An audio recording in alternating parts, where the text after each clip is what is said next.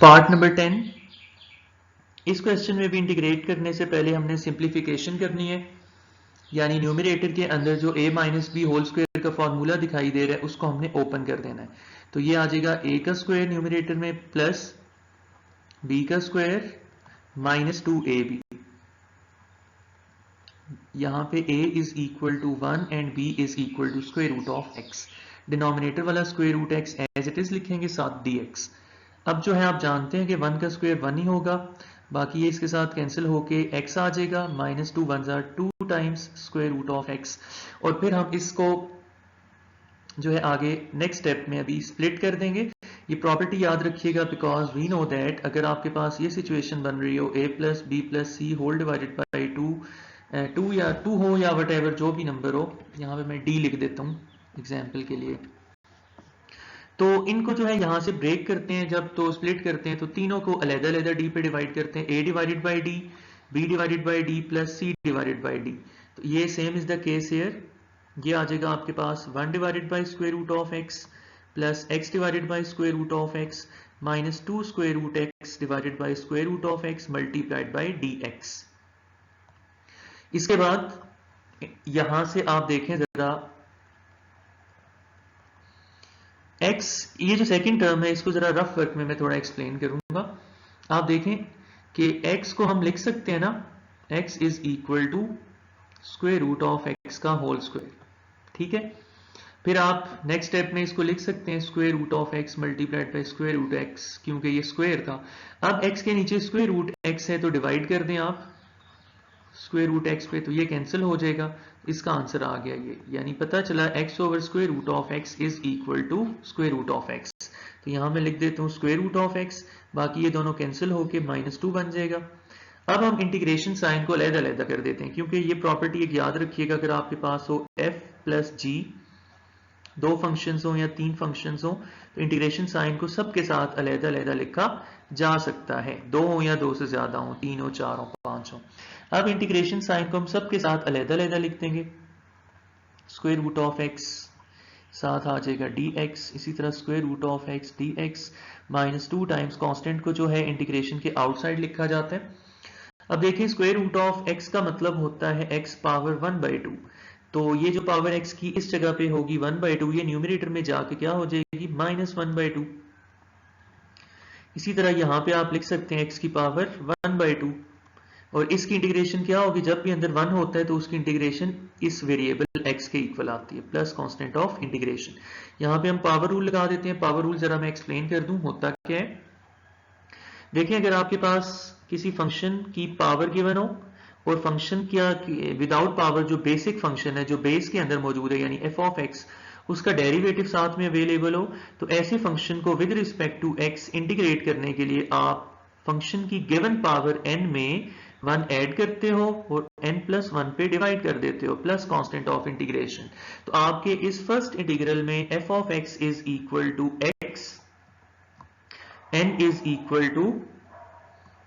equal to minus 1/2 और f prime of x is equal to 1।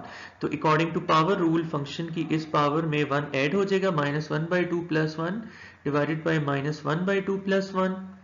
Same is the case here, 1/2 में 1 add भी कर देंगे और 1/2 प्लस 1 पे डिवाइड भी कर देंगे। तो बाकी जो इसके रिमेनिंग स्टेप्स हैं इधर ऊपर राइट साइड पे मैं लिखूंगा। तो देखें x की पावर 1 माइनस 1/2 बनती है पॉजिटिव 1/2, तो ये हो जाएगा x पावर 1/2 और नीचे भी 1/2 प्लस 1/2 प्लस 1 होगा x पावर 3/2 और नीचे भी आ जाएगा इसी तरह 3/2 और साथ में minus 2x plus constant of integration.